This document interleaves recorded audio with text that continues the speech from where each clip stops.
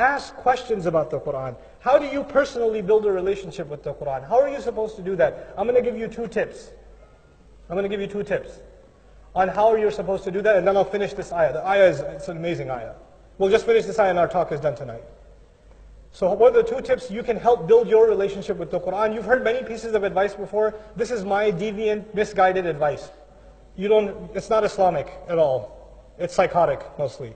But I'll share it with you anyway. Number 1, you take an ayah, you recite an ayah, you understand its meaning, and you turn it into a dua. I'll say that again. You recite an ayah, you understand its meaning, and you turn it into a what? A dua. So somebody says, how do you turn alif lam mim into a dua? Alif lam mim. No, not like that. Not like that. Let me tell you how. What does alif lam mim mean? We don't know. We don't know. Ya Allah, teach me what I need to know. Ya Allah, teach me what I need to know. Ya Allah, keep me away from things that I don't need to know. Ya Allah, remind me that you know everything and I know nothing. Keep me humble in my knowledge. A dua that comes out of what? Alif Lam Mim. ذَلِكَ الْكِتَابُ لَا رَيْبَ فِيهِ. This is the book in which there is no doubt. What's a dua you can make when you read that? Ya Allah, never let me get any what? Any doubt. هُدًى لِلْمُتَّقِينَ. It's guidance for people that have taqwa. Ya Allah, give me guidance. Ya Allah, make me from the muttaqeen, the people of taqwa. Yes? Every time you read an ayah, what can you turn it into? A dua. I will not tell you how to do that. You have to do that yourself. You have to use your mind yourself.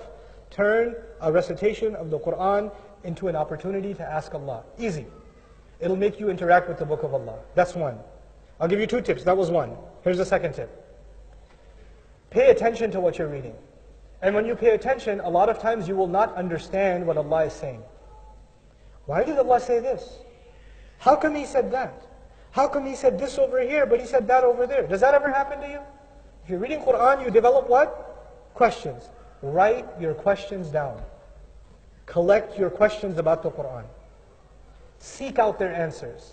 Try to listen to some lecture, some book, ask an imam, something. Maybe you hear an answer that satisfies you. Maybe you hear an answer that doesn't satisfy you. And you keep seeking the answer, seeking the answer, seeking the answer, until you find the answer. And you know what that pursuit will do? That pursuit will remind you that you don't know anything. And when you find the answer, you will find a peace in your heart that Allah's wisdom just opened up a little bit more for you. The door has been opened just a little bit more. It'll make you appreciate the power of reflection on the Qur'an. You cannot deeply reflect on the Qur'an until you learn to ask questions. You know, فَاسْأَلُوا أَهْلَ الذِّكْرِ إِن كُنتُمْ لَا تَعْلَمُونَ. But لَا بُدَّ مِن سُؤَالٍ. You have to ask first to have questions. So collect your questions. That will help you in your reflection.